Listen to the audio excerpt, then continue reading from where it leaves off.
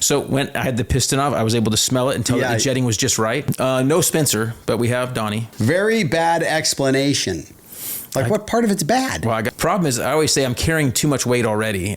And your opinion is stupid and wrong.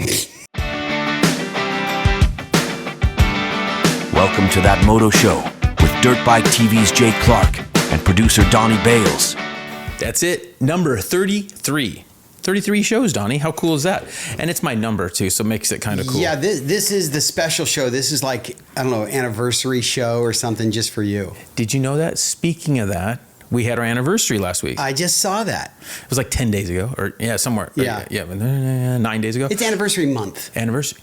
So what anniversary is it for us? For you guys? 33. No way. I got goosebumps, dude. Oh, my gosh. 33. So... yes, Sarah's awesome. And one of the things we did, just by chance, it just worked out because I bought tickets a long time ago for AC/DC, which we talked about on the last show. Yeah. Okay. Then since then, so that was on a Friday night.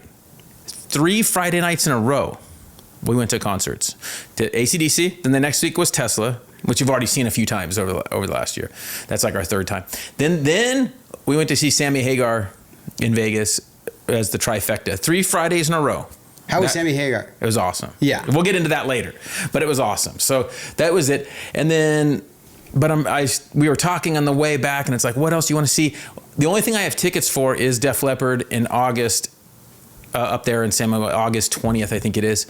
So that's about it. There's nothing else I really want to see that I haven't seen. Right. That is still alive and well. Yeah, I'm really bummed. I said it a couple times. I'm really bummed about AC/DC, but... And Sammy Hagar was good. We'll talk about that more at the end, but it was really good. So who else is ridden with number 33? Oh, 33's Casey Lytle. I remember back then. Lytle. You remember that? Oh, yeah. But not a ton of... There's kind of a bigger guy, won a Supercross, won one Supercross. One Supercross on early JG. Josh Grant. Grant. Yeah. He ran 33 for a long time. He did. And we would always give each other grief for taking, my number. He still will comment now and then that I took his number or whatever. Right. Yeah, but I was 33 before he was born. Who took whose number? Right. Yeah. All right. Derek Kelly wrote it. Okay. And who's riding it right now? Gosh, I don't know. Who is it? A Triumph guy, kid. No? Who is it? Freddie Noren. That's right. He's back there. Fast Freddie. So anyway, we had a good 3 weeks in a row. I got some cool photos from each of the concerts, so you can throw in there. I put them in the show folder there. So that's been cool. No Spencer, but we have Donnie.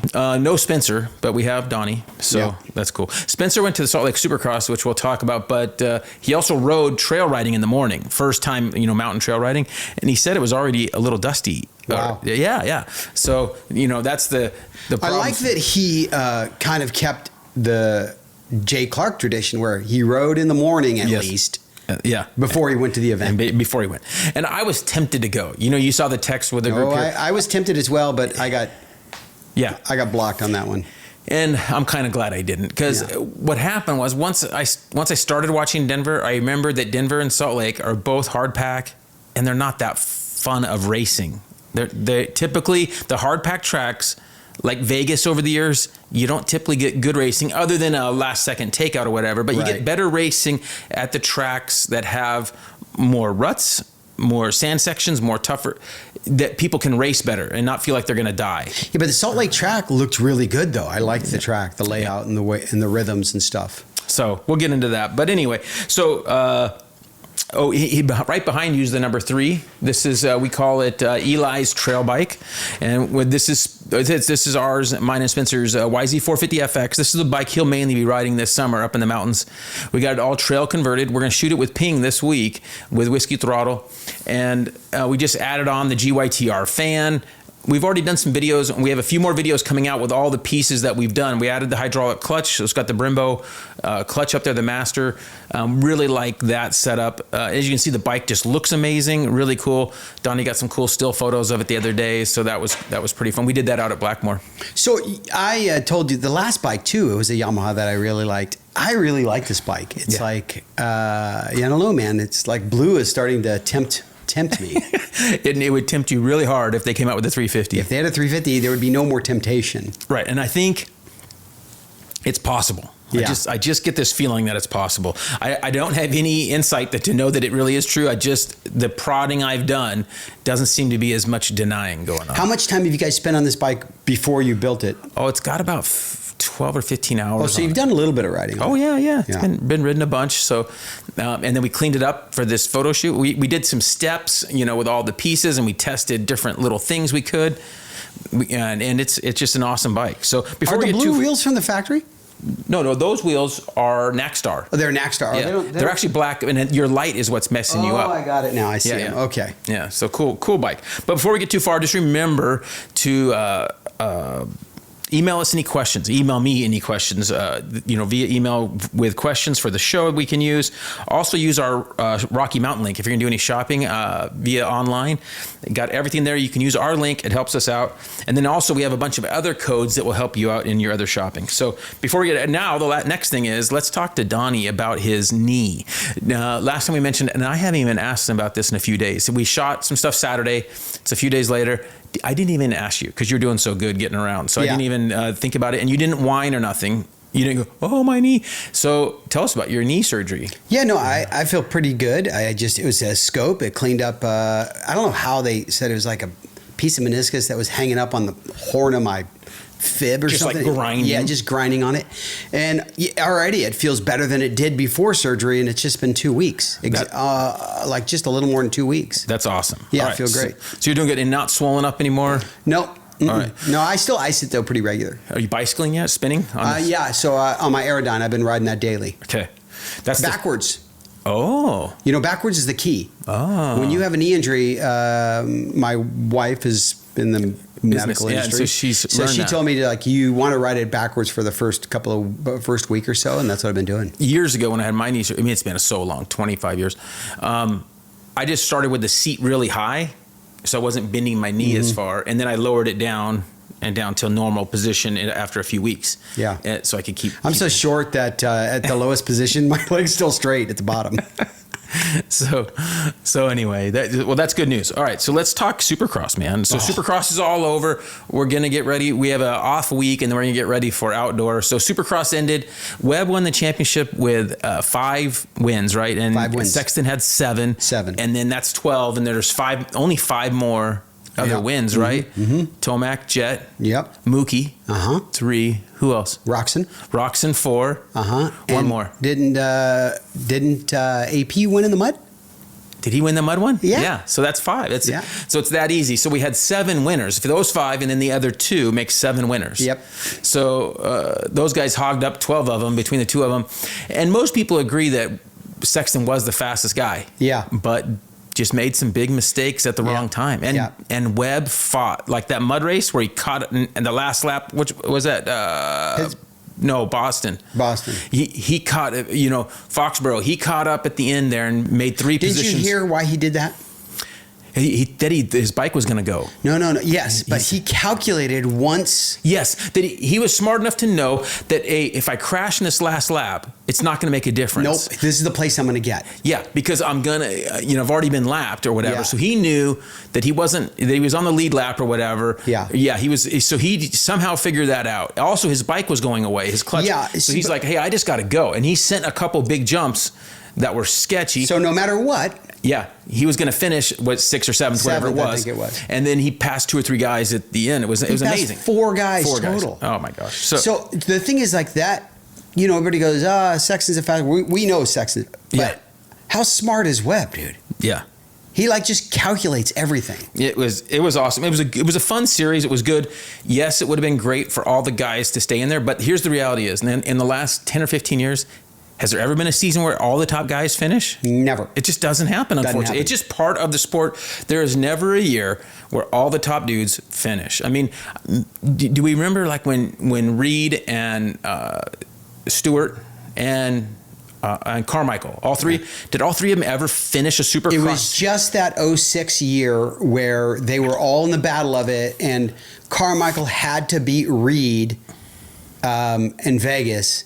And he beat Reed and Stewart beat him. Yeah. And I think Stewart won the world championship, but Carmichael they had won. that silly stuff. But the one that mattered. The one that mattered, it was Carmichael. Yeah. And so just people get all hung up on the fact, well, they didn't it happens every year that it's just pretty much 90% of the time, not everyone finish. There could be of the top 3 to 4 guys. It's rare that they all will finish.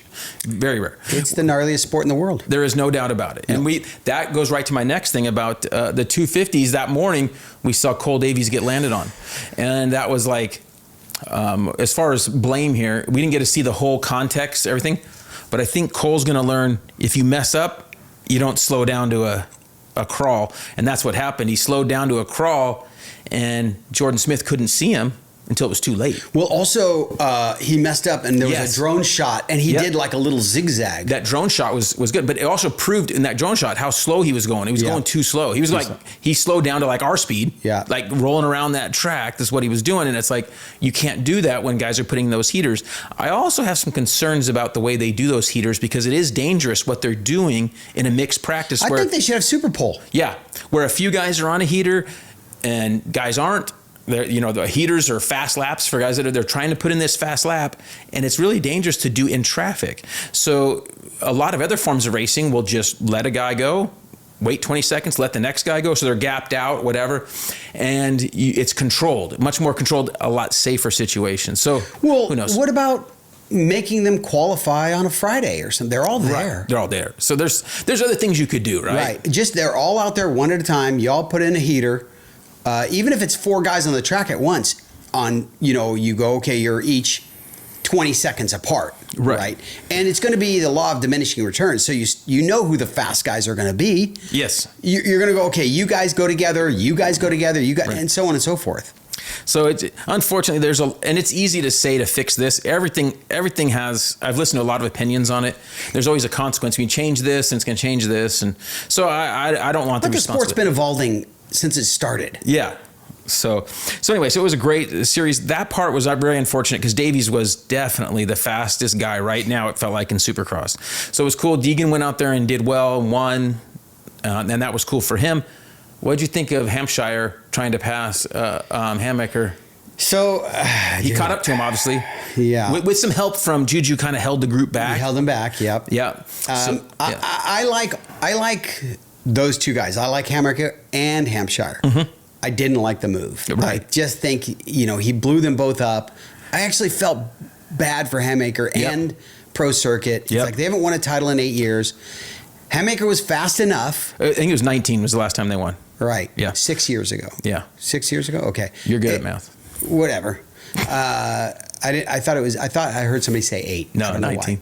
Okay. So anyway, I just don't like the move. No, here's the deal. If it was maybe 30 seconds left, little different. Totally different. But he caught him. There was 5 minutes left plus the 2, so plus a lap, right? So my thing is, you caught up there. Just wait a second. I would have loved to have seen RJ win.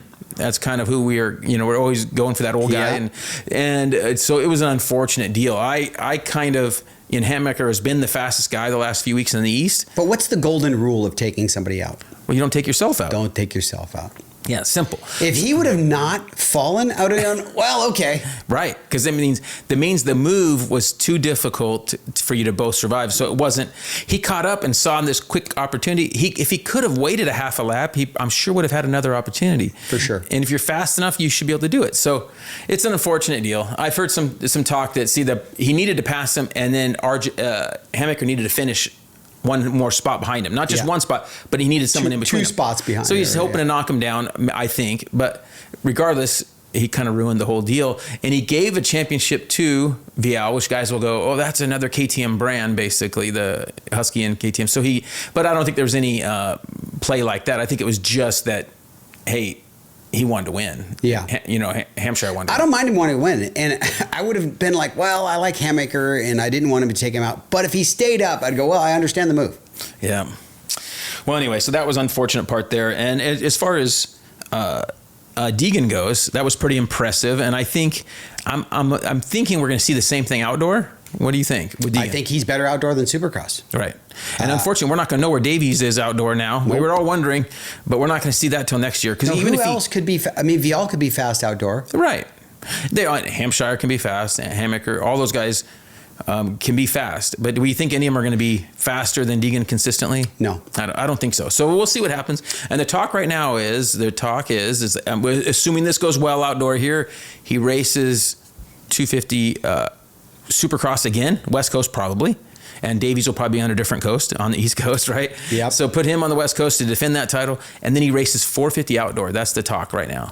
Yeah. So a year from now, we'd see him. 26, yeah, we'd see him on 450 outdoor. Which, if that plan works, I would be stoked. I think that'd be cool.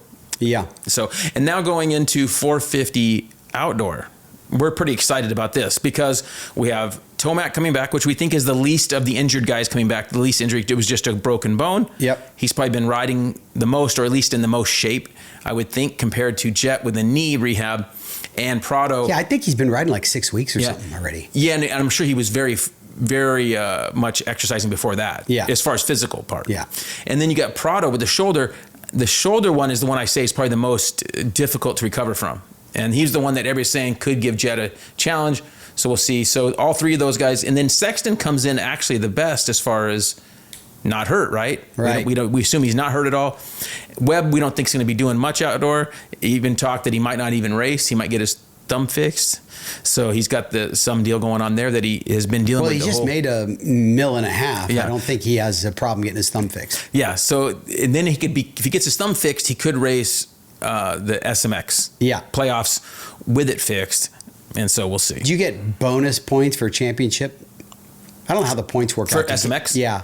That's going to be up to there is money from Feld and everybody for SMX. No, but like, because you have points going into it, right? Yes. So it's better to be seated higher. But you can survive with the number of points he has. He's going to be in the top 3 or 4. But do you get bonus points for winning the Supercross championship? Like each championship gets some kind of bonus point or something? I don't know. Like that? If it's just total points or if you get, because Jet was leading, but then Jet got, no, he went outdoor too. Like, right? He got hurt last year. Yeah. Outdoor. Okay. Anyway, it's hard to keep track of all that. But anyway, It's been a real fun season. Looking forward to that. And then the big news is that Sexton might not be on KTM next year. This is what we've heard. So we'll see what happens. But the big word is that he's going to be on Kawasaki. What do you think of that? I think for Sexton, it probably makes sense. We talked about a few different reasons. Do we know where they're at in their cycle in terms of new bikes, Cowie is? No, I would assume it's the same bike next year for sure. Same bike next year. They're at least 3 years. So to be next year, they'd still be the same bike. Same bike, okay. So, and then with KTM, there is some rumblings of this thing isn't, what I said wasn't a big deal, or not, I shouldn't say not a big deal. I wasn't overly concerned with the bankruptcy. Hey, stuff happens. A lot of companies have gone through stuff, auto companies.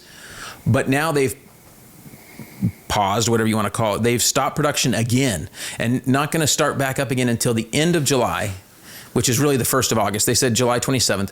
Also, May 23rd is a big date that they're supposed to have a bunch of money paid back to these people. So it sounds like they got back to building bikes, weren't able to get enough parts because no one wants to give them. Suppliers are like, hey, you hosed us on paying us. You only gave us 30%, or you're only going to give us, I don't know that they've even been paid their 30%. So if they owed somebody, $100,000, they're only going to give them 30, and yet they want to get some time to buy parts. They're like, no. We're not going to do that. Right. So I think there's a lot of suppliers that are holding back, and I think that's what's messed them up. So I am concerned that KTM could be in big trouble. And we'll see what happens. I think this May 23rd date's going to be a big deal.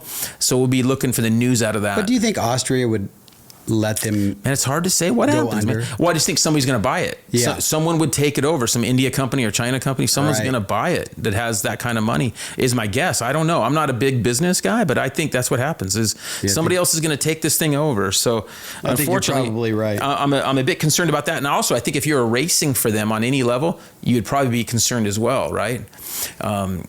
So that could be factor into maybe some of Chase's decision. Who knows? Maybe you get paid in rubles or something later. You said it was going to be 2 million. We didn't tell you 2 million what? Too many rubles, too many whatever the Indian denomination is.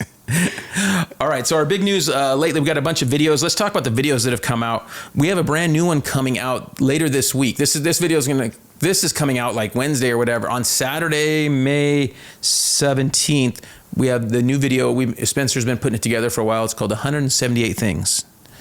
And it was going to be 133 things, but I couldn't stop. So just like that big video I did with the 125 things about the shop and tips and everything, I had a bike, a motocross bike, an enduro, a dual sport, and we just went through every part of the bike. Worked our way in from tires, tubes, rims, forks, shock, seat, air filters, engines. We talk about handlebars, grips, give kind of thoughts and opinions on every part of the dirt bike. So this is going to be another video, and it's like over 40 minutes long. It's like 45 minutes long or whatever it is. And it's going to give you tips and tricks for your dirt bike, kind of what we've learned over the years about it. So, man, that's a massive video. It's a big video. 178 things. We go ding, ding, ding, ding. So, oh my gosh. How long do you typically spend on each kind of thing? Do you just kind of Well, it's 178 45 minutes. So not some of them are just like 5 or 10 seconds. Some of them are like a minute. Right.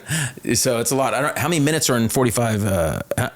45 minutes, and then how many things are in the 178? So it has to be kind of quick. Yeah.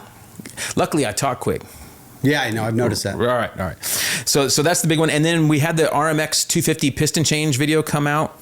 That was a couple weeks ago. And then we had the big video last weekend with our data acquisition. So a lot of guys, that's a pretty cool thing, right? You see the guys, all the teams have a guy or two that's familiar with mapping the bikes. We call mapping is changing and checking all the diagnostics on the bike. So when we used to see guys program a bike like Jamie, that's one thing, is they read out things and do it. At the races, every top team from Honda, KTM, Kawasaki, Yamaha, they are all collecting data from practice sessions and from race sessions, so they see where the bike ran at what temperature, what air fuel ratio. They can see it all mapped out. So it's really cool what you can see in that. Are there rules to keep from transmitting data while they're riding? I think so, but I don't know that for sure. And I don't know that you could. It'd be difficult. And I don't know that they would want to, and risk of causing a problem. For sure. But right now, the way it works is they'll go do a session, they come back in, they plug in or Bluetooth to the bike, right? They just connect to the bike via however they connect, and then they can look at that session and see what the air fuel ratio was here, and here, and then they can go make adjustments to the engine. They do these. They're gathering similar data for suspension in many cases, but for this video we were mainly just talking about engine, Right. And so it was really cool. And we did this data acquisition on my CRF 250 build that we're doing for dirt bike. That is the dual injector. So went around Glen Helen. Jamie and I both rode it. Came back and we looked at where we could see what, and then I think I told you this. So it was like a 2.5 minute track, and I was off the gas for 30 seconds. Yeah. Zero throttle. Yeah. So it's pretty embarrassing there. So we'll have to work on that. So there was little things you find out how many seconds you're full throttle, how many seconds you're off. Don't let off and just pull the clutch in everywhere. You know what I mean? So he's like, oh man. And he would actually see those revs though. He would see it, and he would see spikes. The spike, yeah. Like the trickle when he tried to blow up the. Remember in Days of Thunder? Yep. Where he's going to blow up the car? Yeah. He had a little tack that would tell him to boom. Yeah. Cold trickle. All right. So, and then we just shot some other videos that are coming out soon. I shot a YZ125 top end rebuild with Rado, and then we did some silencers. I had my buddy Drew came over we rebuilt 3 silencers in one day, 2-stroke silencers, all different ways. So a Sparky that was just totally carboned up in a little. It was either a 50 or an 85, and the whole turbine core was just totally caked, and so we had to burn it all off. I didn't have a sandblaster or anything, so we burned all that off, and we show how to rebuild the 3 different types of 2-stroke silencers, just a regular, in different ways. So that'll be coming out soon. That's a cool one.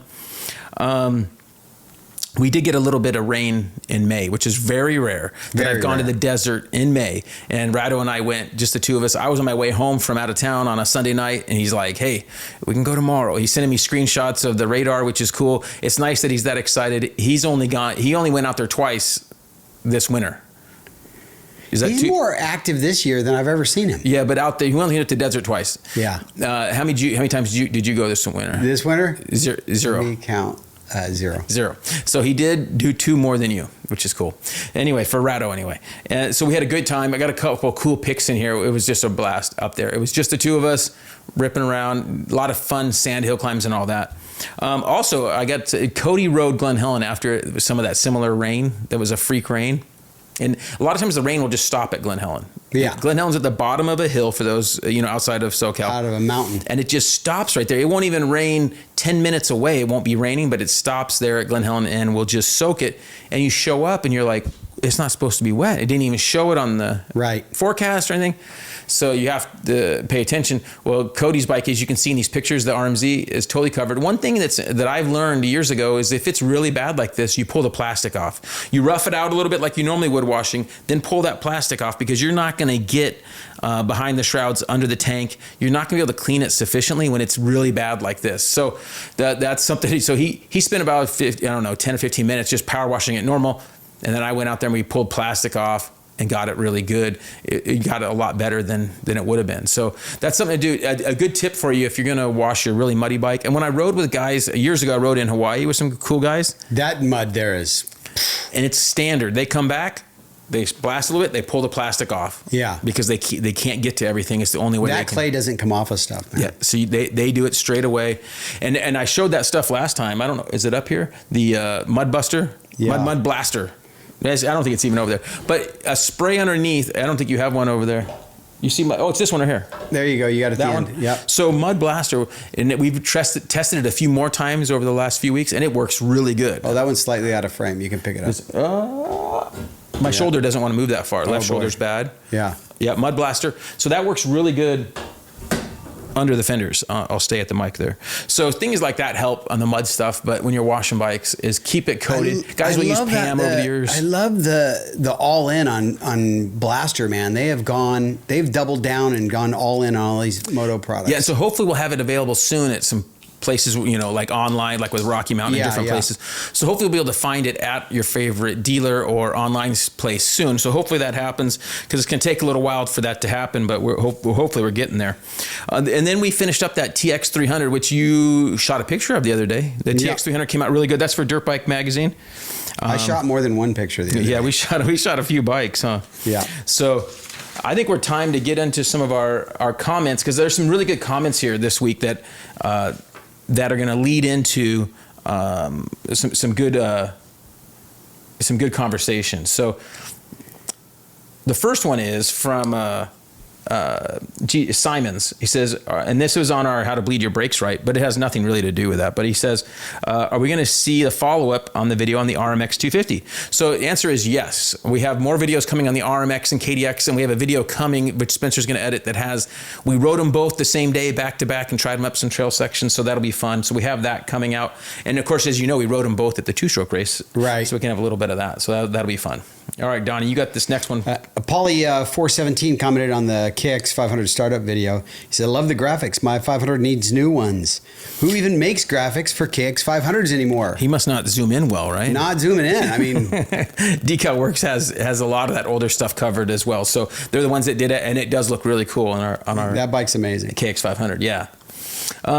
This one is Trail Fix saves the day when I have the zip ties on the tire when I got a flat. He says, great idea, but I got to ask, if you go to the trouble of carrying zip ties, why not toss a 21-inch tube in your backpack and CO2 cartridges and tire spoons and a wrench? He didn't have all that stuff, and I'm like, and. So the problem is I always say I'm carrying too much weight already. I don't want to carry any more. So that's my problem. So that's why we just carry the zip ties. And the reality is, knock on wood, we don't get too many flats. When we go to the mountains, we always have the rears double tubed. So we have double tube there. We run 12 to 13 PSI. If we're running the gummies, we'll run those down a little bit lower on the rear. But we don't typically have a problem because we're not mobbing those mountain trails. Right. And we're never... You're trying to get back home. Yeah, we're never more than a few miles from a dirt road. So we can at least get to a dirt road that we could ride out or bring the van in and fix. Right.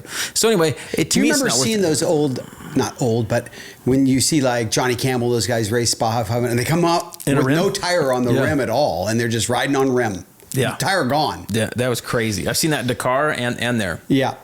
All right, 7-11-44 on the 2025 two-stroke World Championship. You'll like this one. I can't believe for the life of me that California, of all places, still allows this. I'm not against it one bit, but it just surprises the heck out of me in a state where they make laws telling you how to breathe and how your heart should beat. Yeah. So I guess I'm kind of surprised with you too. But the one thing about California that's a misconception to a lot of people is that outside of the big cities, outside of San Diego, LA area, right? And then the Bay Area. Outside of those, there's a little bit in the Central Coast, but there's not very much population there, right? Right. Outside of those areas, everything else is very red. Right. Right? Very red. Very red. And that's a lot of people don't understand. So we live in Riverside County, and our sheriff is beyond red. Right. And everybody in this county is like, they promote outdoor sports and all kinds of stuff all the time. Right. So luckily, even though California has a lot of that going on, fortunately, it's not all of it. So I'm grateful for that. So who knows what the future holds, but that's what I'm thinking. So we got another one on the two-stroke race. And we posted a video on the Glen Helen two-stroke race, and this is Jeremy Doblinger. Anything that needs a piston gets a Wiseco. Hands down, it's how I roll. Very cool. And on the two strokes, it's just been a standard for years, so it's pretty awesome. Oh, I like this next one. You're going to love this one. This is on Dirt Bike Tire Change. I like it. Just makes me laugh even looking at it. Dirt Bike Docs commented on the Dirt Bike Tire Chain video. Very bad explanation. Like, what part of it's bad? Well, I got to start over, man. I guess you're going to have to do some more. Yeah. Some like more in-depth explanations. And my wife, when she sees these negative comments, she goes, how do you not like just cry? You know, because you don't even see, we're going to get to some I'm going to talk about, but yeah, some of them are just brutal. Yeah. Like, call me an idiot and this stuff. So it's like, hey, listen to me. If I cried every time somebody called me an idiot, it would be daily. All of your friends call each other idiots. This one's really cool. This is on our braking video. We did how to bleed your brakes right. Yeah. Which I'm sure I did wrong, right? Yeah. Okay. This is user. He doesn't even have a real name on here. He says braking is fear. I must have a lot of fear. That's all my life is full of fear. Braking is fear. Yeah. All right. And so this is from our last show, Stiff Upper Lip, number 32. Yep. This is Mousy McNabb. Awesome show as always. I'm 55 and I wish I was 15. I had access to such Moto knowledge. I would have changed tires myself with Jay's tire stand and instructions instead of the milk crate and the 5-gallon bucket I used for years. Thanks again for sharing your knowledge. Well, I can also say I wished I knew what I know now at 15. For sure. Wouldn't that be a way better, right, Donnie? Oh, yeah. All right. You got another one for the show. Yeah. Can't even read their LCD Alan. hour. Yeah. Alan. Oh, there you go. Good show as always. I'm in NorCal and ride E Street, Hangtown, and MMX, but really want to come down and ride Glen Helen. Don't know where I should say. Don't have a van. Can't leave the bikes in the truck overnight. Any suggestions would be appreciated. Yeah, very good question. Okay, and I've had a few people write me on this, and it's important. So I've had some guys write me. One was from Idaho. This guy's from NorCal. I don't care hardly where you're going. There's a few places we go up north that are okay. We'll leave bikes overnight, and we usually will disable the truck because that's usually what they're going to steal is your truck. Yeah. So we usually pull a fuse for the fuel pump or the starter. We pull a fuse. Now we've given our tips. Everybody will know. Bring an extra fuse, but that's going to slow somebody down enough, I think, to be successful. I doubt the guys taking the truck are watching this show. I'm just spitballing. I'm guessing you're right? So the first thing I'll say is before you come down for a trip is plan your trip. Look at the calendar first. So Glen Helen's open on Tuesdays and Thursdays, and then they race or practice on Saturday and Sundays. So make sure what you want is available on those days. Okay, Tuesdays and Thursdays are pretty much always, no matter what. But check that Saturday Sunday situation. So if you're going to ride just there, I would stay in Ontario area or Corona area. Well, even Airbnb it where you can. No, that's what I'm saying. Yeah. That he actually had another question and he asked about Airbnb, where the neighbors aren't going to jack you. So pretty much, guys, they see the Glen Helen's in San Bernardino and then they want to stay in San Bernardino. Yeah. So pretty much anywhere but San Bernardino. So you're going to have to drive 15 minutes to 30 minutes to get there. If you stay down by like where we live, down in Marietta or Menifee, any of that, the traffic to get up to Glen Helen's brutal. So that's why I kind of suggest guys stay in Ontario or Corona.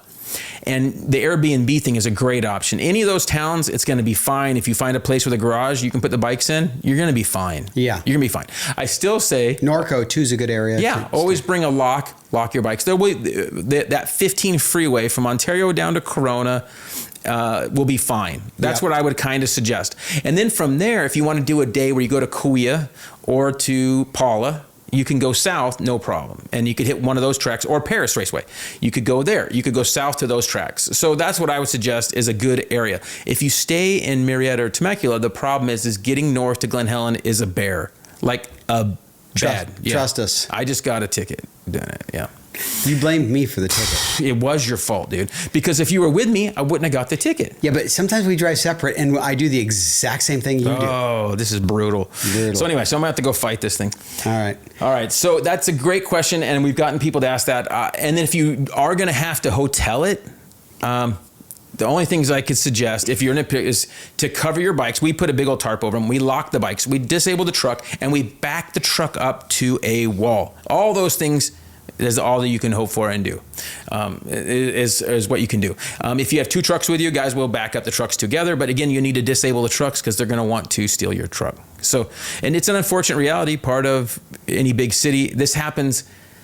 St. Louis, when the guys would go to any races, Supercrosses over the years, last 30 years, every time they go to Atlanta, Detroit, St. Louis, even the Texas ones, they go to any of these bigger cities. This stuff happens. Stuff gets stolen. They know. And we had a guy from Arizona left his trailer in Moreno Valley at a decent hotel in Moreno Valley. The whole trailer got. I think they took the whole truck and trailer. That was another thing. So I would, disable it so that it makes it tougher for those situations. My buddy went to go eat after riding, and he was backed up into a spot. A guy backed up next to him, cut his tie downs, pushed the bike over, and he was gone in 15 seconds. Ugh, it's brutal. Cut the tie downs. He didn't bother taking them off. Literally pushed it into the other truck, flipped upside down, and just however it laid, and he left. So we have a typical rule where we are keeping eye contact. One of us in the group is keeping eye contact on the pickup truck in the parking lot that's backed in to be visible, or we have the two trucks back together, that whole thing. But like what you described, I've seen footage of some of those where they can just pull alongside and just throw it in there. Even in my van, many times when I've stayed overnight, we still lock it. I cable inside my van and disable the van. Right. So anyway, so hopefully that helps you out. I feel bad that that's the way it is, but it unfortunately is that way. And it's like that way in many other countries too. Yeah. So they have this same problem. Yeah, dirt bags are dirt bags. Right. Oh, you're going to like this one. Go. And this is from Brutus. This is on the last show. He says, anyone ever notice that sometimes when Jay talks, he's in the middle of a burp or gas coming up? Might be time for an endoscopy. Just saying, I've noticed this every video.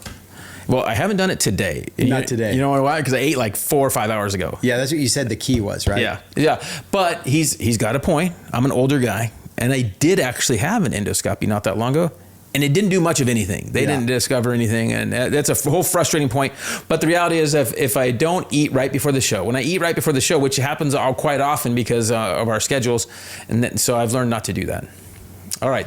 Okay. Thanks for caring about me, right? Yeah. All right. Travis Conover says on the Dirt Bikes Fix video, I've seen you put grease on the oil drain plug years ago. I've used your expertise and never had a problem getting them off again. Yes, because the grease is going to help those threads not lock into place. Especially like on the KTM, we have that aluminum, the one for the screen. That one will lock into place. Oh yeah. So the next one is from Mr. Speed. I don't scratch rims. This cracks me up. Read that right there. Yes, it says, that tire looks paper thin. Try it with a thicker tire, LOL. Yeah, so this is what I told you years ago. We've had, ever since we started doing videos, guys were accusing us of having a stunt tire. Stunt tire. That's what they called it in the comments. This is a stunt tire. This isn't a real tire. So Dunlop has some of the strongest sidewalls. Now, maybe on the 18-inch with a gummy tire or a trials tire, not quite as stiff with an 18-inch, but everything else, some of the stiffest sidewalls out there. If it's cold out, you've also put them in the sun here and there to mount them too. We'll get them warmed up. Get them a little warmed up, but you're not using a stunt tire. Yeah, I would have to have like thousands of stunt tires by now is what I say. Because we have just keep using the same one. Same All right, so now we got our video is on 4 strokes are better than 2 strokes. And this is Mary Copley. Mario Copley. Caparelli, Italian. Yeah. Okay, just click to say there aren't, and your opinion is stupid and wrong. This is why 4 strokes are better than 2 strokes. He says your opinion is stupid and wrong. So this is the other guy that thinks that I don't didn't explain anything. Yeah. So my opinion is stupid and wrong. But so everybody knows that I've done a video on why 2 strokes are better. Yeah. And I've done one where 4 strokes are better.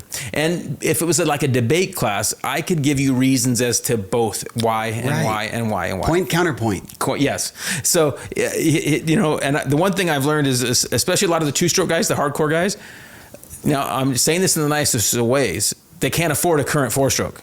Because once they rode a current 4-stroke with fuel injection, they would be like, really? This is pretty awesome. Yeah. So I do like 2-strokes. In many cases, I just finished building that carbureted TX300, which has a counterbalancer, so it doesn't vibrate like crazy. This is the same guy that, you know, he's 40 years old and he's still sitting around telling about how in high school he almost won the championship. This is the same guy. Yeah, I'm the sure football championship. Yeah, so 2-strokes are cool. They definitely sound cooler, but as far as being which one is easier to ride, the 4-stroke's easier to ride. And so their argument to that is, why do you want to ride something easier? You should be like a man. A man, right? A man would ride something harder. Okay, so I don't know what the argument to that is, but anyway, so it's a fun debate. There's another one on that stuff coming up too. I can tell you that when I ride one, and then when I see somebody like Jeremy out at Kauai riding one, it's very different. Very different. It's a very different situation. Now, I will say, I've said this before, but if I had never stopped riding 2-strokes motocross, like in 2005, 6 range, right in there, was when I started riding 250Fs. Yeah. And by 08, 09, I was done riding 2-stroke 250s. I told you I switched in 2000. Right. So I rode them longer, and I was swearing that I was going to buy, you know, back when the 4-strokes were coming out, I was going to buy CR 250s or YZ in a crate. Crate them up. I was going to keep them in a crate, and I'm going to just, you know, stockpile CR 250s. Well, you should have done that anyways, because you'd be making money on them. That's true. That's true. So anyway, all right. So what do you got for the next one? All right, Cosmo Don't Know. Yeah. He said from the dirt exhaust hack, what should I do to spot the overheating for a Yamaha WR450F 2018 model? Yeah, he means stop. Okay, so he wants to stop it overheating. So a couple things that would be you'd want to look at is that bike could be corked up with the silencer, you know, muffler. So that's going to be one thing that's going to really help it breathe. That's a fuel injected bike, so the mapping is probably pretty lean, and so there's probably a different. You can probably put the FX tuner ECU on there. That'll solve all this problem. You can put a fan if it doesn't have a fan, but I would do the ECU thing first and put the FX tuner on there, ECU, which isn't very expensive. I think it's like $120. It's pretty inexpensive. I would get that GYTR FX tuner, which makes it legal just for tracks. That's fine. So put that on. Then look at the muffler that it's opened up. And that should be it, man. It should work fine. If you have to get a fan, there's no reason for that to really overheat, right? Well, they will get hot, but if you get rid of that choking upness, it should be fine. Yeah. He should be fine. All right, next one, installing and trials tires for Dunlop. It's on an D803 GP Stack Smasher.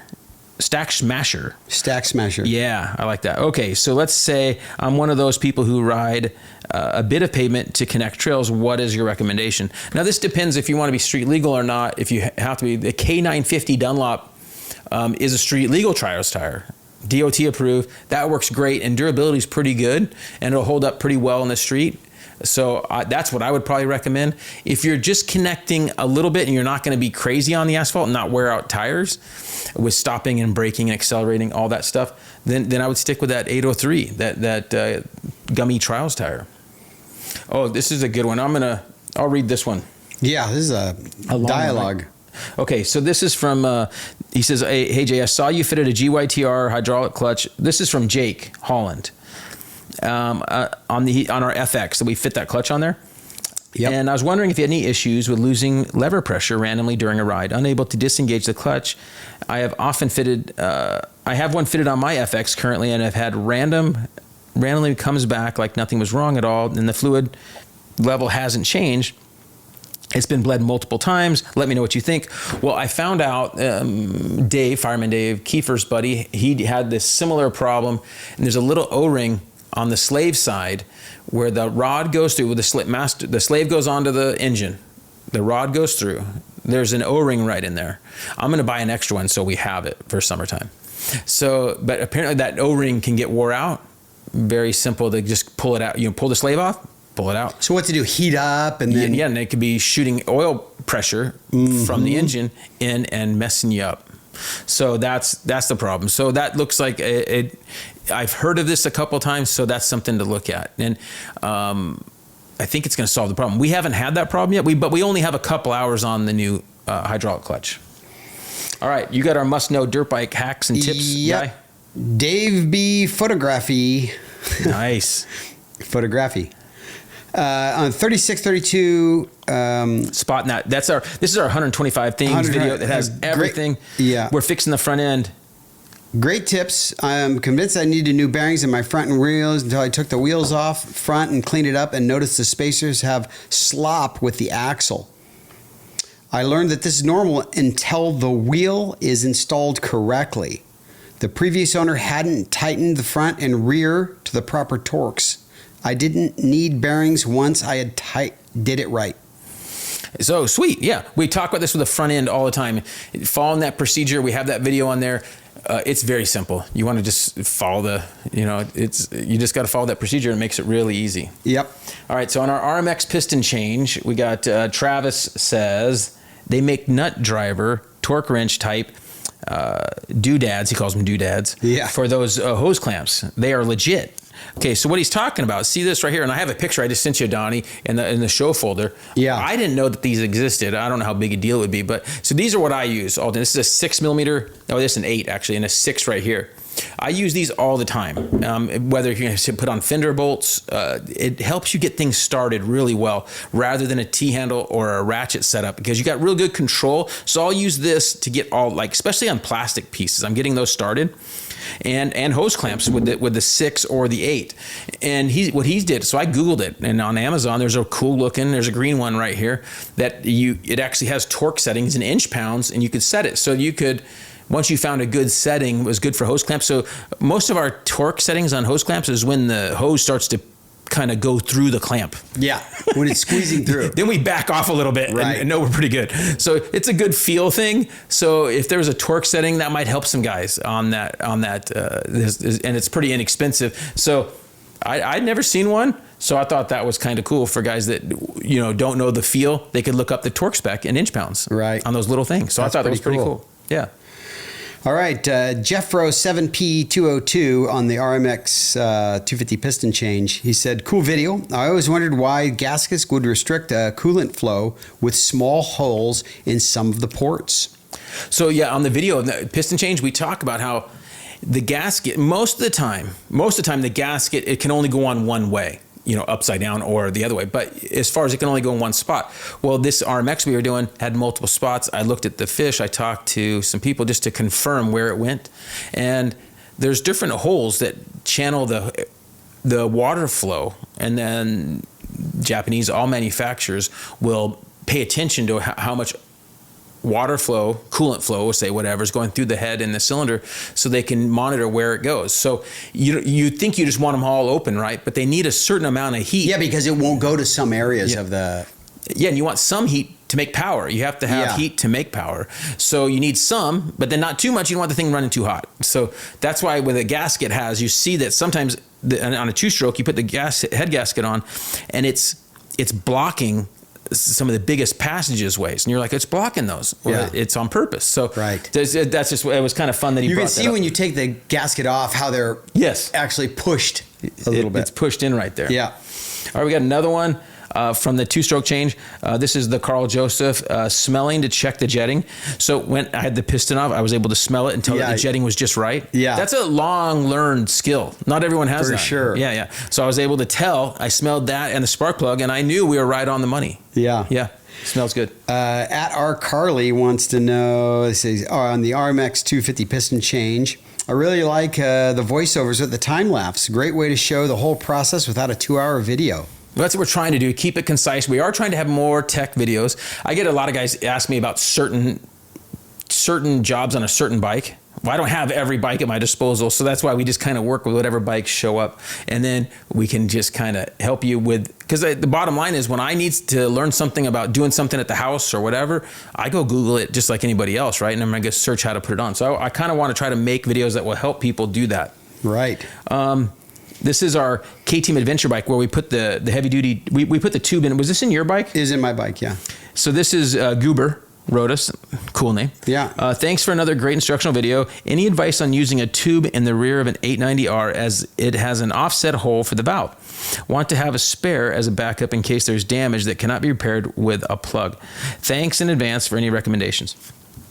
We've actually been wondering about this, and I don't know that. So first of all, if anybody has any ideas on this, let us know. So the wheel on an adventure bike on these big is really like 4.5 inches or something, right? Yep, it's big, and the hole for the tube, the valve stem, is not right in the center. It's offset over here. So if you put a regular tube in there, it's going to be a pain to have it hanging over sideways like this to go through the hole. So if anybody knows if there's offset tubes or whatever, that'd be great. So what are we thinking about doing? Well, we've talked to enough people. It looks like that bike really wants a thinner rim, like 3-inch or 3.5 or something, a thinner rim, and then a regular tube would be just, and that rim would then have a hole right in it. Some of them even run 2.5 inch. Yeah.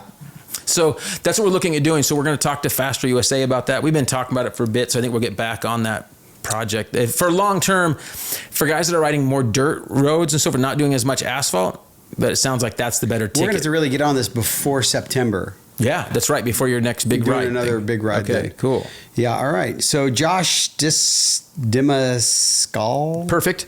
Sounds good. This video helped me so much, and is on the installing tips for beginners, tire install.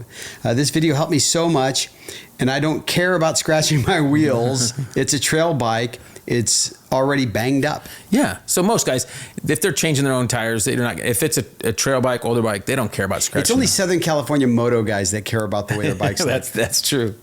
All right, 4 strokes are better than 2 strokes. And this is Martin says this. I think I found one of the wildest sides on the internet. One of the most heated topics. Probably sites. Sites. Maybe. Wildest sites on the internet. Yeah. One of the most heated topics, the debate of all debates, 2-stroke versus 4 strokes. So just like we talked about, he thought it was funny that and I'm sure he's figured out that I made videos for both. So they both can, and if you, especially 2-stroke guys, hardcore 2-stroke guys will.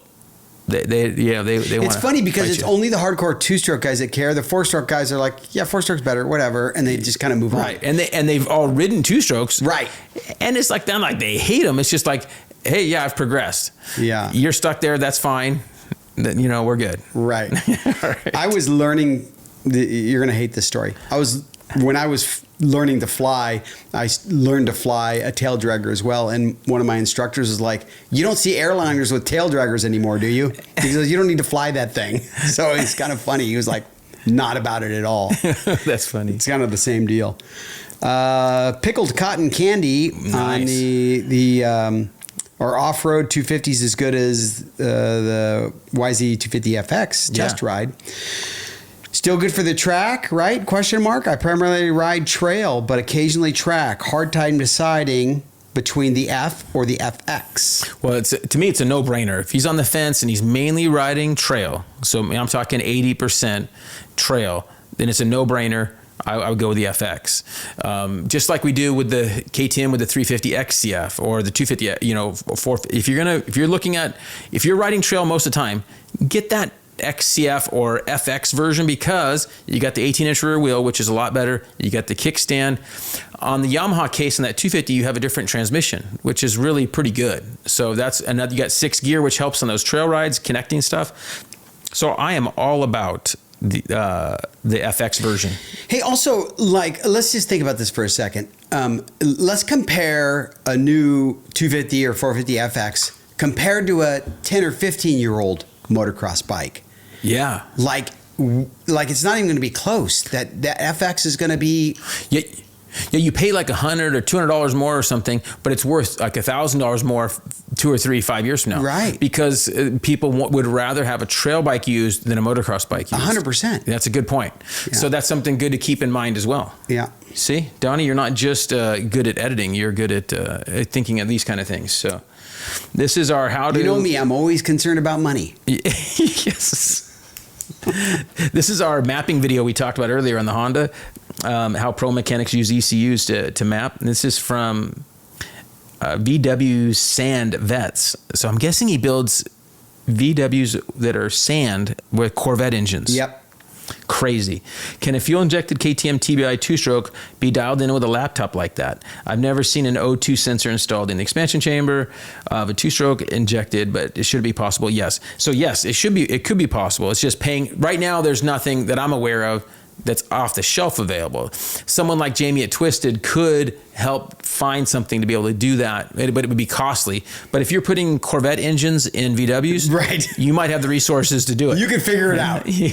So yes, I think it is possible to do this, and you might not be getting the same air fuel ratios that you would on the four strokes, but at least you would be able to look at the data and see where you need to make some changes. Yeah. All right. What do you I got? like this one. Noah Laverty. Oh my God.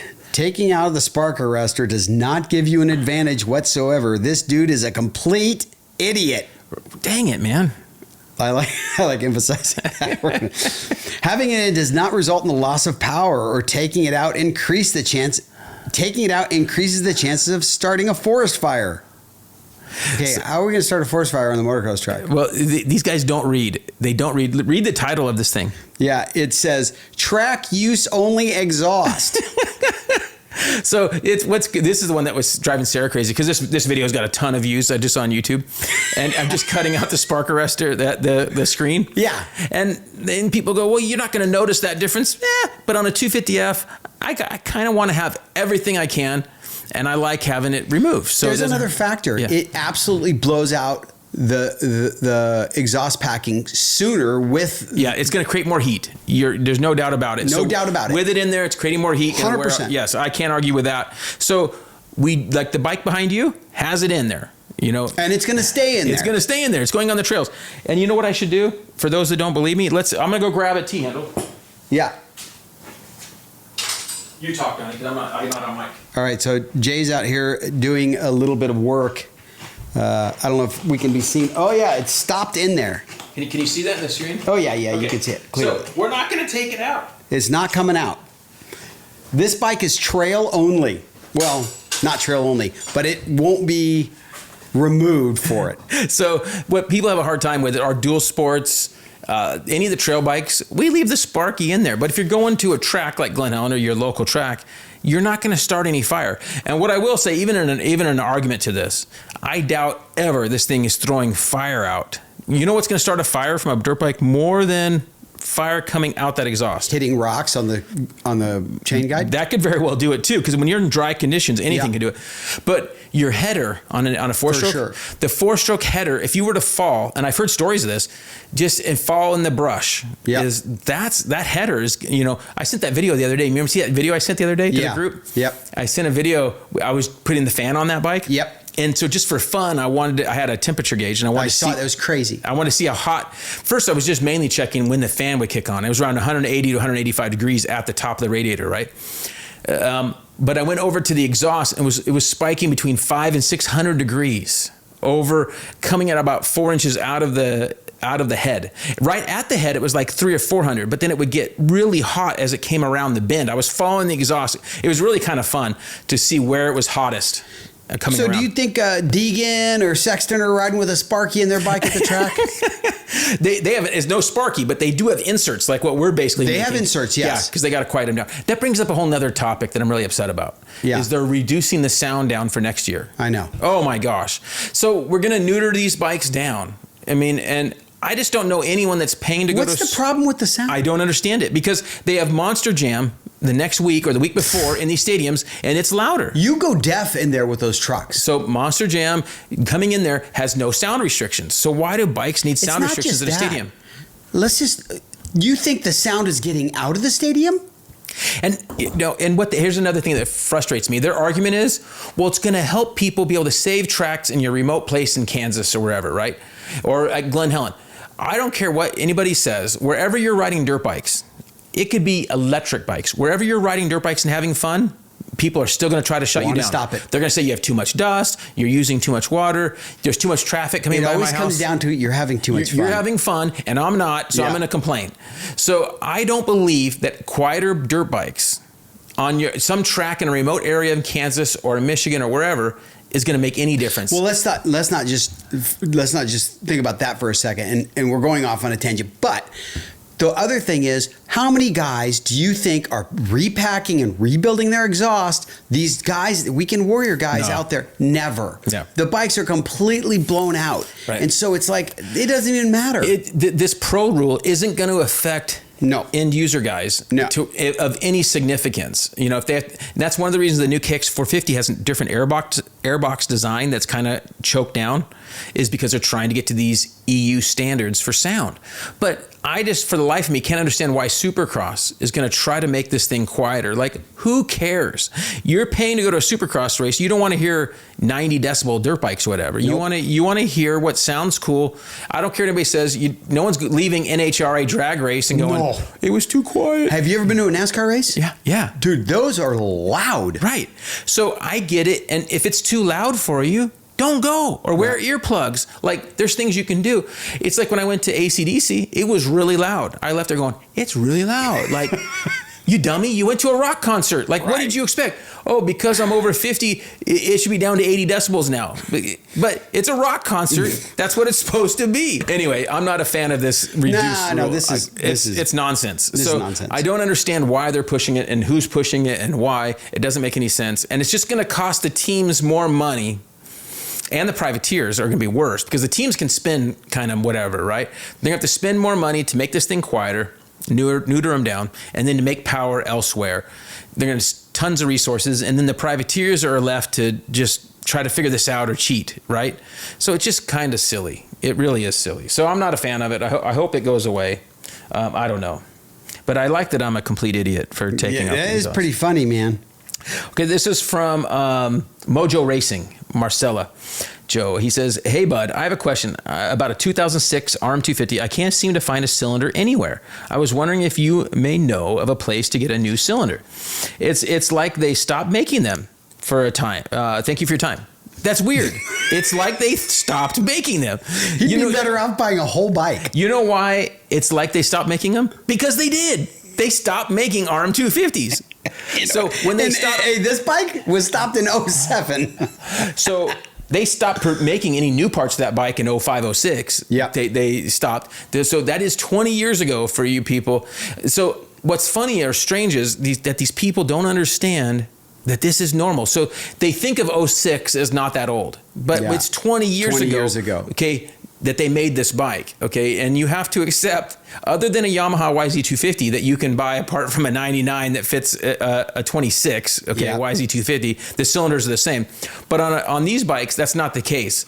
So what I tell guys, especially if you're buying, this goes back to if you're gonna buy a used bike, if it has a damaged cylinder, that can be very expensive. So luckily, Millennium will replate cylinders and fix them. But if you're too damaged or it's broken, spigot, different things, they can't fix that.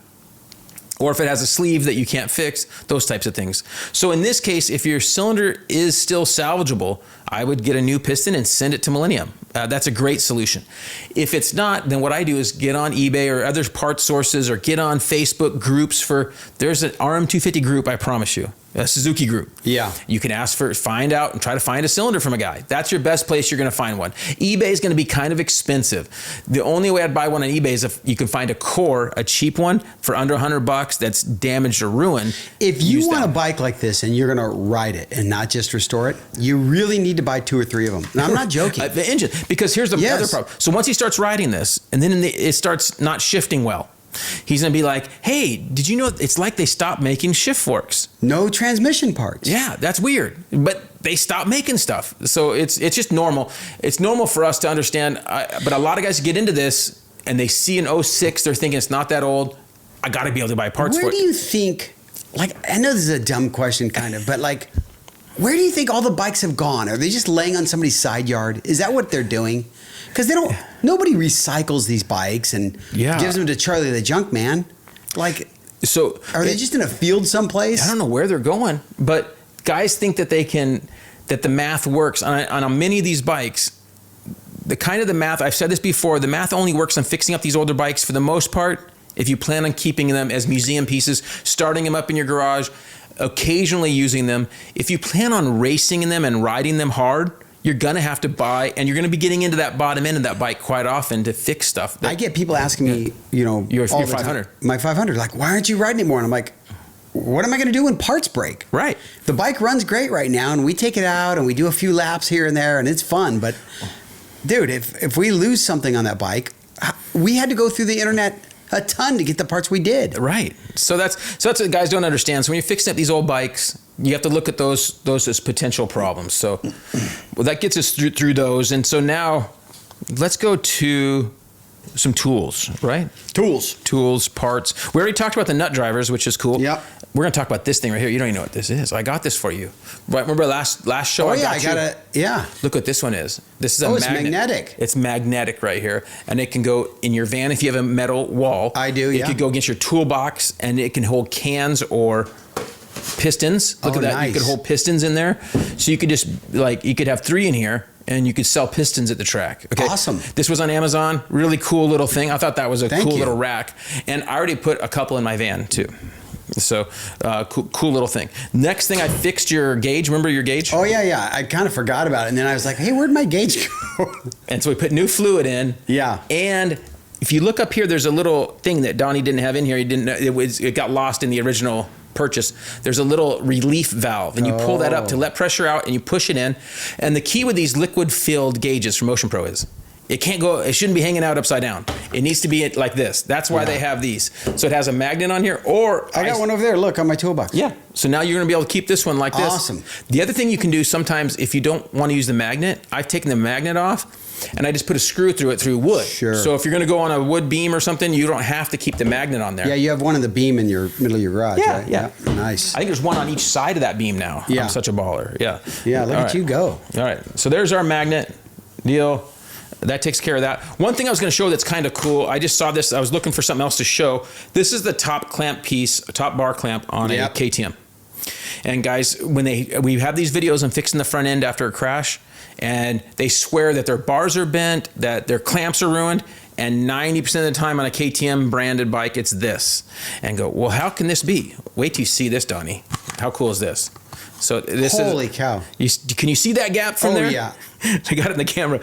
So this thing will rock. And so what I tell guys is get it on a flat surface, like a glass. If you don't have a surface plate, you can just put it on a piece of glass and see if it moves at all. If it rocks at all, that thing's tweaked. It doesn't have to be as much as this. It can be just a tiny bit of rock, a tiny bit, and it'll throw you off when you're tightening the bars down, and it'll feel tweaked.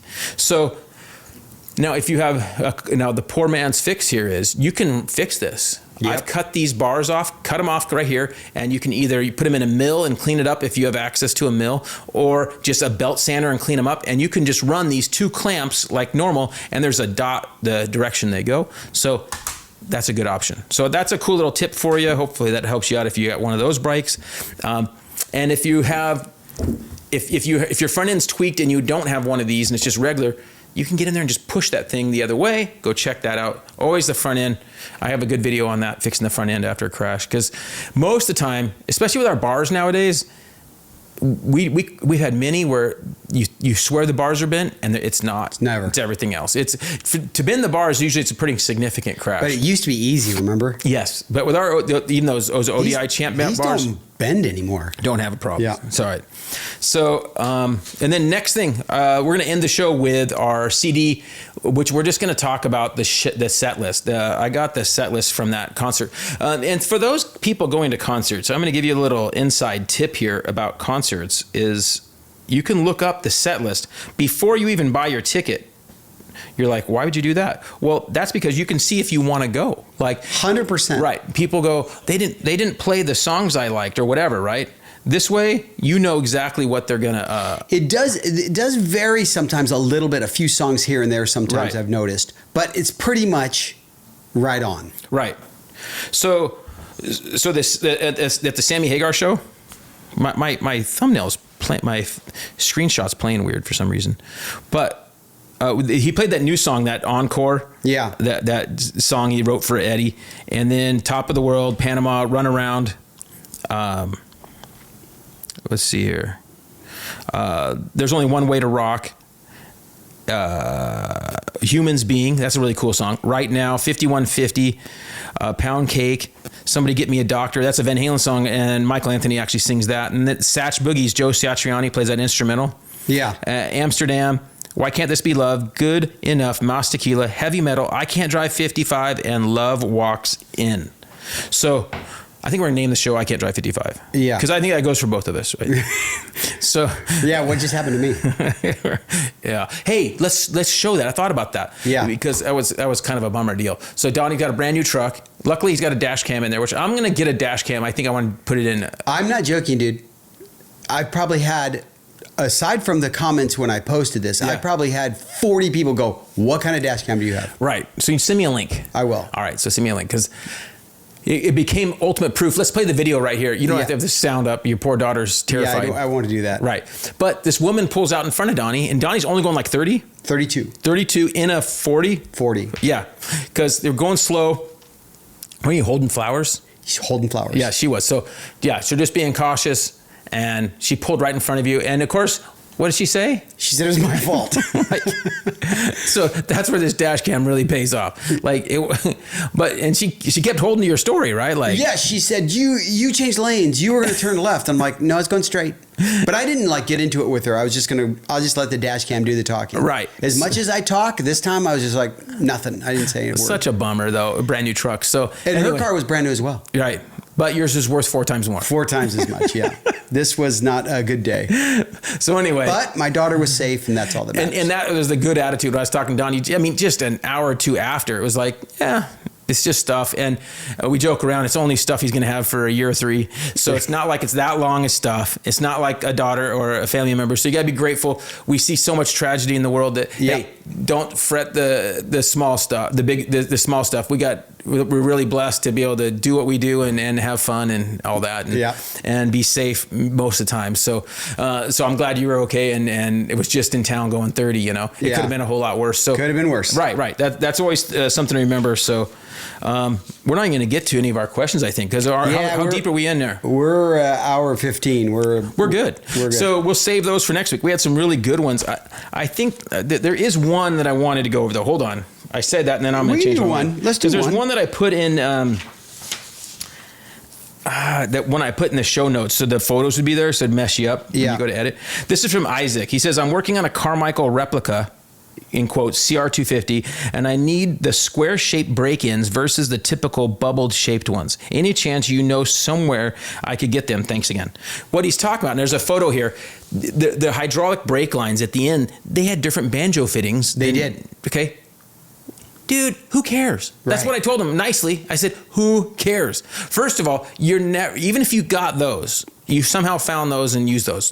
They were on Japanese lines. They weren't a steel braided line. Right. Nowadays, you're going to want a steel braided line because you can't get a good enough line, a rubber line like that. Yeah. They had factory lines from Japan on there. Okay. You think Skip Norfolk's going to show up and know that they're wrong?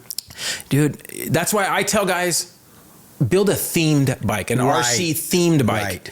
You're not going to get everything right.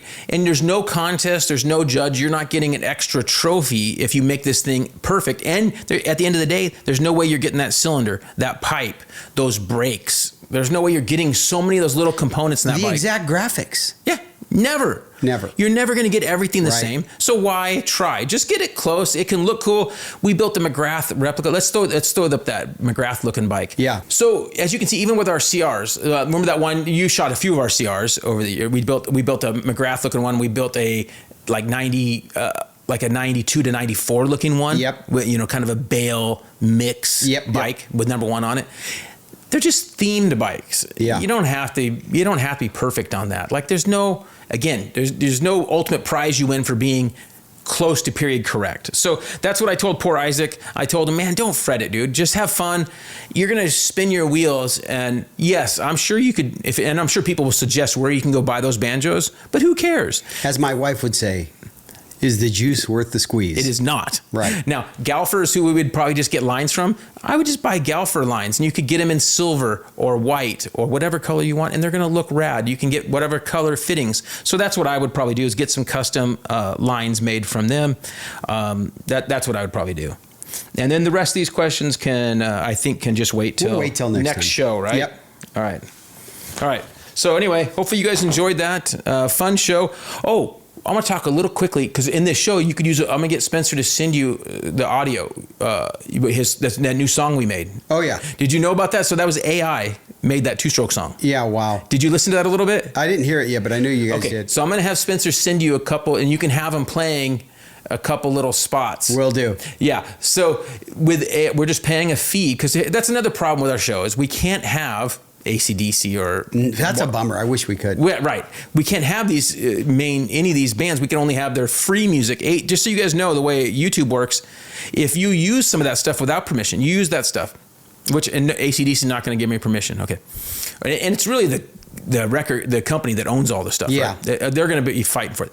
They're going to take 90% of any revenue, which we don't make hardly any money anyway. So, but they're going to flag that video and you get docked and it's not monetizable. And then the video doesn't get promoted by YouTube. Hey, you know that in the past, I made my own content way before people were making their own content. Right. And put them on DVDs. And Pennywise was close to the moto industry, and I knew them personally, and they gave me personal authority to use music on some of my CDs. That's cool. And I had done that, which I was, they were like, how did you get Pennywise? And I'm like, well, they love moto. You're right. So I got hooked up with, through some of our friends with them, and they were like totally fine with me using it. I'm like, this is awesome, That's rad. And I didn't have to pay or anything. That's cool. Yeah. Well, and nowadays it's just a thing. So Spencer figured out we can make music with AI.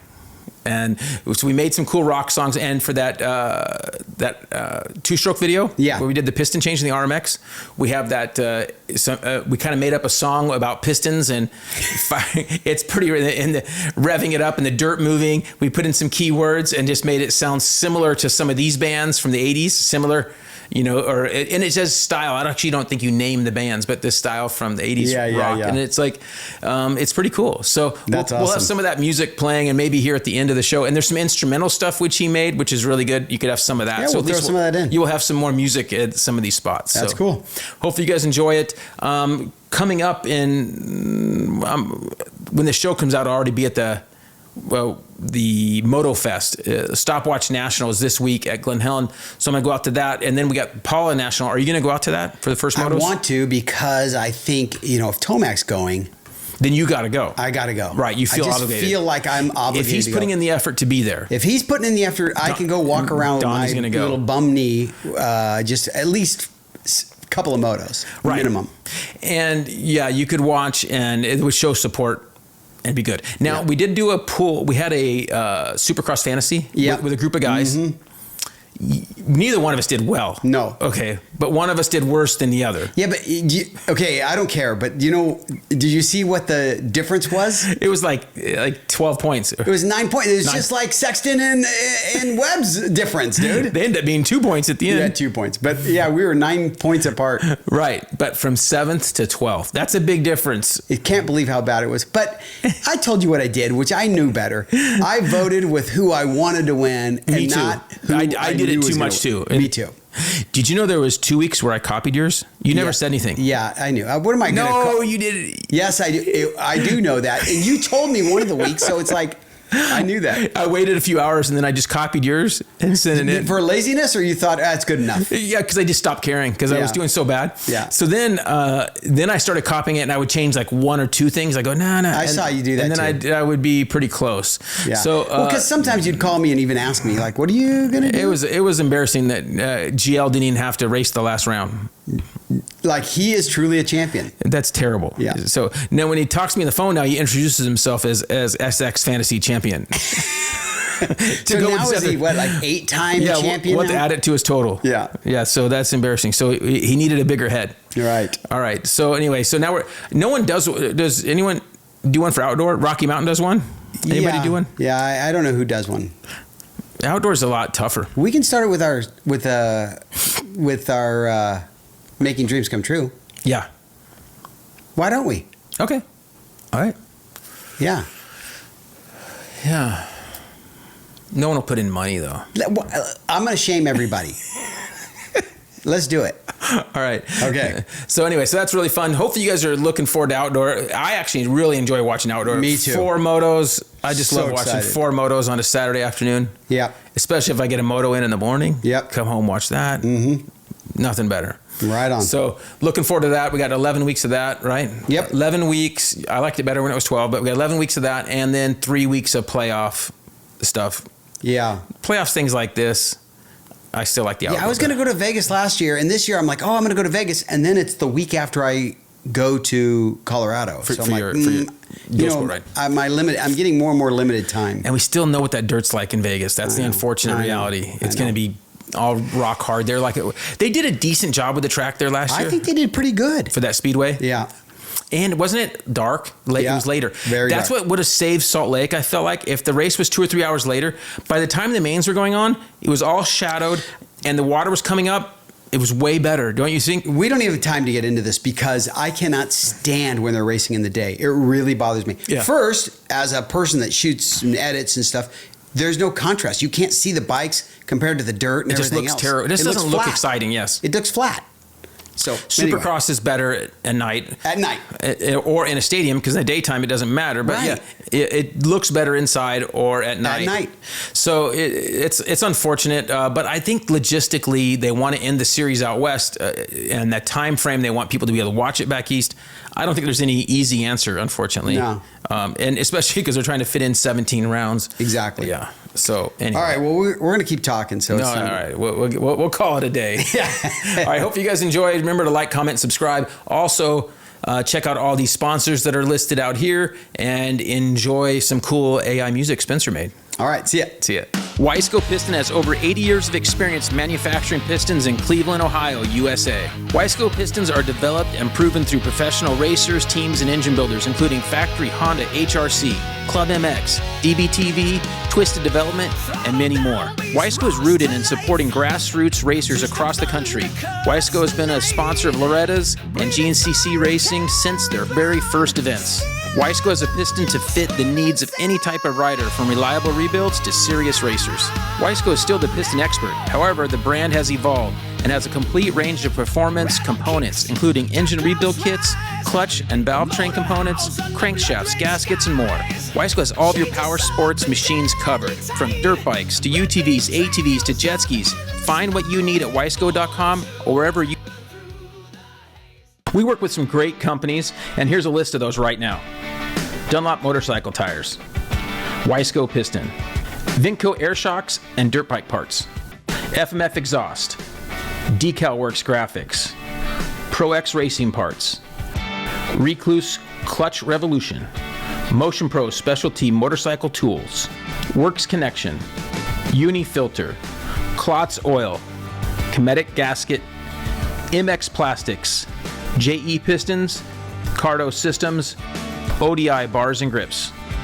And remember, if you shop Rocky Mountain, use our link from our site, Linktree, or link in description of the videos. Thanks for watching and listening. Don't forget to like, comment, and subscribe.